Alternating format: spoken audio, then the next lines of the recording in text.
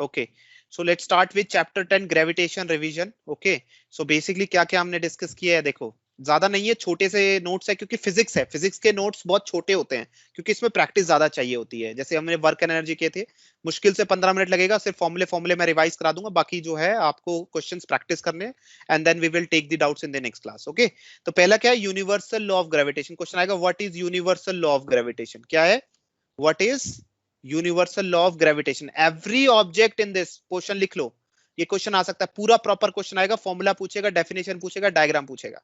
तो what is universal law of gravitation का मतलब है, इस दुनिया के सभी ऑब्जेक्ट एक दूसरे को अट्रैक्ट करते हैं, इस दुनिया के सभी ऑब्जेक्ट एक दूसरे को अट्रैक्ट करते हैं by the use of some principle. उसी की बात हम इस चैप्टर में डिस्कस कर रहे हैं। Every object in the universe attracts every other object with a force.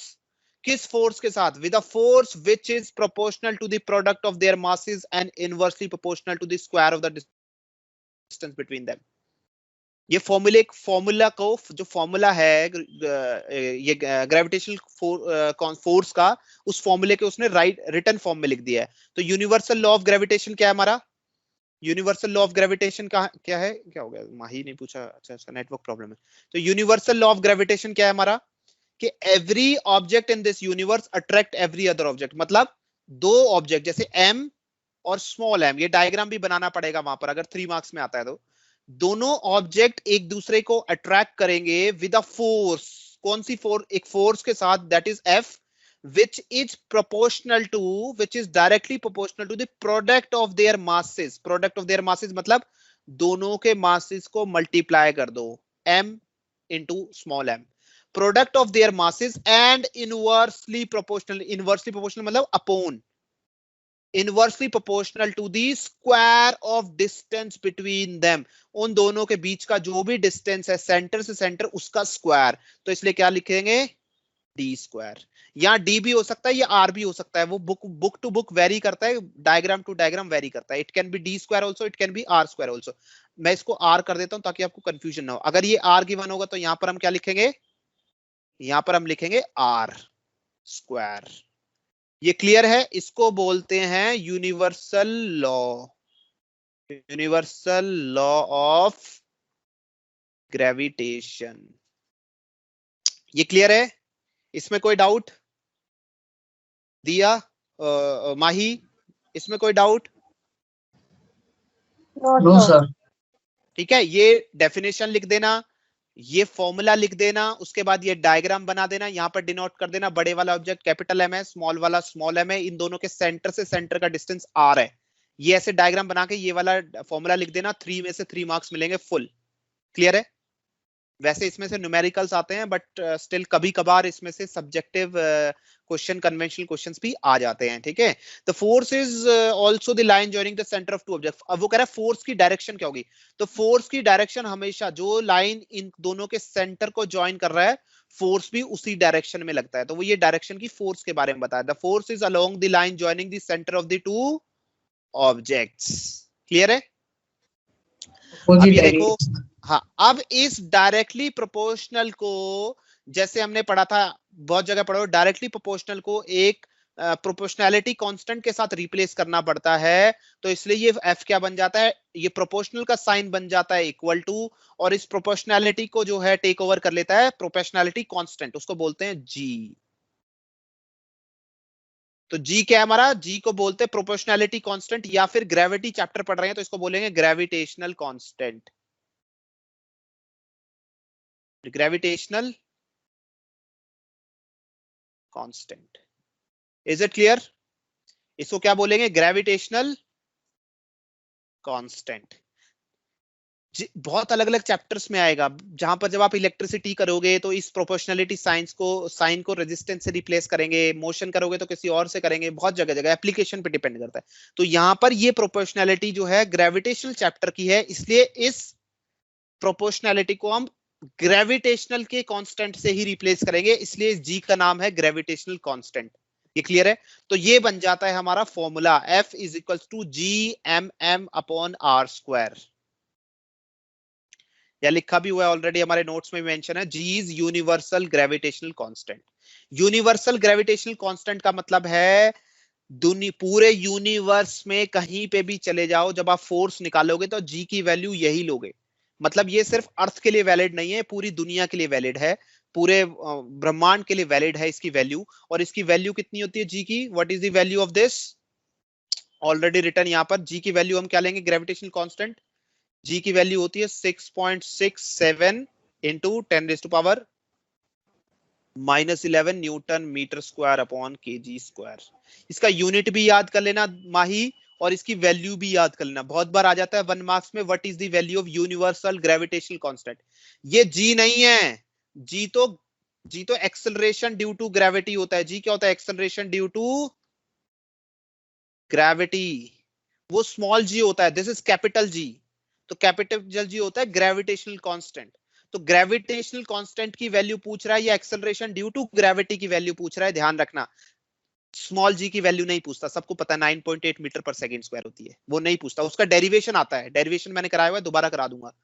ठीक है, इसका डेरिवेशन आता है जो इस फॉर्मूले का यूज करके जी की वैल्यू निकालनी पड़ती है। ठीक है, वो आती है, वो 100% आती है, पूरे चांसेस है। लेकिन अगर 1 मार्क्स में आता है वैल्यू पूछने के लिए, तो वो ज्यादातर ग्रेविटेशनल कांस्टेंट की वैल्यू पूछता है या फिर इसकी यूनिट पूछता है। तो ग्रेविटेशनल कांस्टेंट की यूनिट हो जाएगी newton metre square upon KG square, और इसकी वैल्यू हो जाएगी 6.67 इंटू 10⁻⁻11। ये साइंटिफिकली प्रूव्ड वैल्यू है, इसका कोई डेरिवेशन नहीं है या इसका कोई फॉर्मूला नहीं है कि वैल्यू कैसे निकाली सर आपने।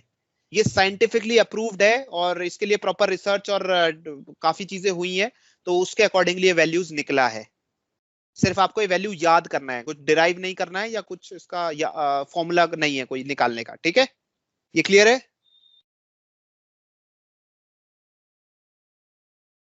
इज इट क्लियर सबको? Yes sir. Yes sir. तो क्या वैल्यू होती है हमारी ग्रेविटेशनल कांस्टेंट की? वैल्यू क्या होती है? 6.67 into 10 to the power minus 11 and what is per the kg unit of this? Newton meter square per kg। इसकी यूनिट क्या होती है हमारी? G M upon KG square. NM नहीं बोलना उसको, newton metre square. N is for newton, newton force की यूनिट है एन। तो newton metre square upon KG square, don't say NM square. ठीक है, तो ये newton metre square upon KG square इसकी यूनिट होती है, ध्यान रखना इसको। अब हम आते हैं कुछ इंपॉर्टेंट, देखो डेरिवेशन यहाँ पे भी गिवन है ऑलरेडी, इसकी डेरिवेशन मैं करा दूंगा, ये गिवन है तो यहाँ पर मैं करा दूंगा, कोई प्रॉब्लम नहीं है। उसके बाद हम आते हैं कुछ importance of gravitation law of universal law of gravitation. ये कुछ इंपॉर्टेंस पॉइंट है, जैसे कि इसी की वजह से, इसी यूनिवर्सल लॉ की वजह से क्या होता है? The force that bind us to the earth. हम अपने अर्थ से चिपके हुए रहते हैं। क्या होते हैं? हम अपने अर्थ के पास रहते हैं, मतलब हम अर्थ से ऐसे जंप करते हैं तो अर्थ से दूर नहीं चले जाते, अर्थ हमें दोबारा पुल कर लेता है। वो किसकी वजह से होता है? वो इसी लॉ की वजह से होता है, that is universal law of gravitation. Same second, the motion of moon around the earth. जो मून हमारे अर्थ के चारों तरफ घूमता है वो भी इस फिनोमिना के बेसिस पे ही घूमता है। थर्ड पॉइंट है the motion of planets around the sun. Planet sun के अराउंड भी इसी मोशन से घूमते हैं। उसके बाद tides due to moon and the sun. जो हमारी टाइड्स आती है, हाई टाइड लो टाइड, जो बीचेस पे आपको दिखने का मिलेगा, रात के टाइम टाइड्स जो है हाई हो जाता है, दिन के टाइम लो रहता है, तो वो इसी फिनोमिना पे डिपेंड करता है, जिसको बोलते हैं यूनिवर्सल लॉ ऑफ ग्रेविटेशन। ये क्लियर है? अब एक इंपॉर्टेंट क्वेश्चन है नेक्स्ट। माही दो क्वेश्चन, एक क्वेश्चन मैंने करा दिया है, अब दूसरा क्वेश्चन इंपॉर्टेंट एग्जाम में क्या आएगा? वो आएगा आपका क्वेश्चन आएगा, explain free fall with derivation. ये आएगा क्वेश्चन आपका। फ्री फॉल के बारे में बताओ, फ्री फॉल क्या होता है और उसको डिराइव करो, उसकी वैल्यू कैसे निकलती है, ऐसा आ जाएगा।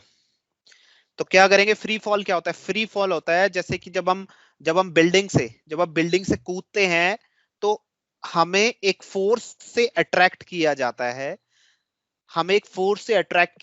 है, तो that force is basically gravitational force. और जिस एक्सेलरेशन से हम मूव करते हैं उसको बोलते हैं एक्सेलरेशन ड्यू टू ग्रेविटी। तो फ्री फॉल का मतलब यह है कि चाहे आप मुझे थ्रो करो। देखो सपोज बिल्डिंग पे मैं हूं और मेरे साइड में एक एलिफेंट है, आपने एलिफेंट को भी बिल्डिंग से कूदा दिया और मुझे भी बिल्डिंग से कूदा दिया, तो दोनों में से कौन पहले जमीन पे पहुंचेगा? एलिफेंट। दोनों में से कौन पहले जमीन पे पहुंचेगा? दोनों साथ में। सर साथ में पहुंचेंगे। दोनों साथ में पहुंचेंगे, ठीक है। क्यों? क्योंकि दोनों पे जो एक्सेलरेशन ड्यू टू ग्रेविटी है वो सेम लग रहा है, जी की वैल्यू। सर लेकिन एलिफेंट का मास ज्यादा होगा ना। यही चीज तो मैं आपको समझा रहा हूं। जितने भी आप मोशन ऑफ इक्वेशन आपने किए हैं, पहला v is equals to U plus A T, दूसरा s is equals to U T plus half A T square, तीसरा 2as is equals to v square minus U square, ये तीनों formulas में कहीं मास आता है? तीनों नो। फॉर्मूले में कहीं मास का यूज करते हो? Exactly exactly. तो यही रीजन है जो हमारी फाइनल वेलोसिटीज हैं जब ग्राउंड पे पहुंचेंगे वो मास पे डिपेंड करती ही नहीं है। दोनों ऑब्जेक्ट सेम टाइम पे पहुंचेंगे, ठीक है। ये सब आप डिटेल में पढ़ोगे 11th क्लास में, then we will discuss that. So the point is now, जो हमारा नेक्स्ट क्वेश्चन है वो नेक्स्ट क्वेश्चन ये है। अब आपसे एक और सवाल मैं पूछता हूं, अगर आपने बोला कि दोनों सेम टाइम पे रीच करेंगे, तो मैंने जो है एक साइड मैंने कॉटन, जो कॉटन होता है, रुई होती है, रुई को फेंका और दूसरी तरफ मैं खुद जंप कर गया, तो रुई पहले ग्राउंड पे पहुंचेगा या मैं पहले ग्राउंड पे पहुंचूंगा? आप। Heavy body. कौन पहुंचेगा पहले ग्राउंड पे, कॉटन और मी? आप। ठीक है, तो ऐसा क्यों? अभी आपने बोला दोनों सेम टाइम पे पहुंचेंगे, अभी आप बोल रहे हो कि मैं पहले पहुंचूंगा, व्हाई इट इज हैपनिंग? यानी सर रुई को एयर रेजिस्टेंस देता है, वेरी गुड, कारण परफेक्ट। तो उसका वेलोसिटी चेंज हो जाता है और इसी चलते वो स्लो करेक्ट, रेट से करेक्ट। एक्चुअली क्या है, जो वो वेलोसिटी उसको ग्रेविटेशन की वजह से अटेन करेगा, हम दोनों साथ आ रहे होंगे, या मैं और कॉटन दोनों साथ आ रहे होंगे, लेकिन होगा क्या, हमारी वेलोसिटी बिल्कुल सेम रहेगा, बट एक एक एक और इफेक्ट आता है एयर के अंदर, that is air resistance. Air resistance होता है जो क्या करता है, मेरी पोजीशन के हिसाब से, मेरी जगह के हिसाब से एक बैकवर्ड डायरेक्शन में फोर्स लगाता है, that is called air resistance. Air की वजह से लगता है। तो एयर रेजिस्टेंस की वजह से क्या होगा, कॉटन को एक ऑपोजिट वेलोसिटी मिलेगा, उस एयर रेजिस्टेंस की वजह से कॉटन स्लो हो जाएगा, और मैं, मेरा बीइंग अ हैवी बॉडी, या you can say being a lesser area, मेरा एरिया कम होने की वजह से मेरे पर एयर रेजिस्टेंस इंपैक्ट नहीं कर पाएगा, जिसकी वजह से क्या होगा कि मैं पहले पहुंच जाऊंगा, और वो एयर रेजिस्टेंस जो कॉटन पे इंपैक्ट करेगा, तो कॉटन क्या है, थोड़ा स्लो हो जाएगा। यही रीजन है पैराग्लाइडिंग, जब लोग पैराशूट से कूदते हैं, तो पैराशूट उनको स्लो क्यों करता है? अरे पैराशूट अपना एरिया बढ़ा देता है, एरिया बढ़ाने से क्या होता है, एयर का जो रेजिस्टेंस है, एयर का रेजिस्टेंस बढ़ जाता है और आपकी बॉडी स्लो कर जाती है, ठीक है, समझ में आया? तो लेकिन आइडियली अगर एयर ना हो, अगर एयर नहीं है, एयर है ही नहीं, तो अगर एयर नहीं होगा तो एयर रेजिस्टेंस नहीं होगा, और एयर रेजिस्टेंस नहीं होगा तो अगर हम बात करते हैं वैक्यूम में, तो वैक्यूम में अगर आप स्टोन को थ्रो करोगे और उसी सेम वैक्यूम में आप कॉटन को थ्रो करोगे, तो cotton and stone both will reach at the same time, क्योंकि वहां पर एयर ही नहीं है, एयर रेजिस्टेंस ही नहीं लग पा रहा है। तो दोनों कॉटन और जो हमारा स्टोन है, दोनों सेम टाइम पे रीच करेंगे। I hope I am clear to धरती, समझ में आ गया बेटा ये? Yes sir.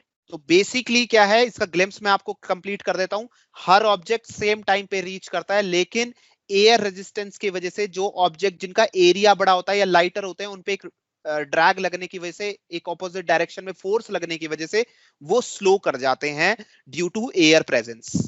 तो एयर है जो बेसिकली उनके वेलोसिटीज को डिफरेंशिएट कर देता है, जिसका गैप जो आपको दिखाई देता है, ठीक है। अब आते हैं हम फ्री फॉल पे। तो फ्री फॉल का डेफिनेशन देखो, when an object falls down towards the earth under the gravitation force alone, alone लिखा है, वो बोल रहा है कि सिर्फ ग्रेविटेशन फोर्स लग रही है, मतलब एयर नहीं है वहां पर, एयर रेजिस्टेंस नहीं लग रहा है, we say that object is in free fall. तब हम बोलते हैं ऑब्जेक्ट क्या है, फ्री फॉल में। सिर्फ कौन सी फोर्स लग रही है, सिर्फ ग्रेविटेशनल फोर्स लगती है, तब हम बोलते हैं that object is in free fall. तो फ्री फॉल में हर एक ऑब्जेक्ट सेम टाइम पे रीच करता है, चाहे वो एलिफेंट हो और चाहे वो कॉटन हो, एलिफेंट हो, everything will reach at the same time. In free fall, जब सिर्फ ग्रेविटेशन फोर्स अलोन लग रहा है, there is no other force, like there is no air, there is no air resistance, कोई भी किसी तरह की दूसरी फोर्सेस नहीं लग रही हैं ऑपोजिट डायरेक्शन में। क्लियर? द वेलोसिटी, अब देखो, the velocity of free falling object changes and it is said to be accelerated. वो कह रहा है the velocity of free falling body का एक्सेलरेटेड है, मतलब ऑब्वियसली जब ऑब्जेक्ट जितना नीचे आएगा, ऑब्जेक्ट जितना नीचे आएगा उसकी वेलोसिटी बढ़ता जाएगा। नेक्स्ट है this acceleration is called acceleration due to gravity. इसी एक्सेलरेटेड बॉडी के अंदर जो एक्सेलरेशन लग रहा होता है उसी को हम बोलते हैं acceleration due to gravity, denoted by G and its unit is metre per second square.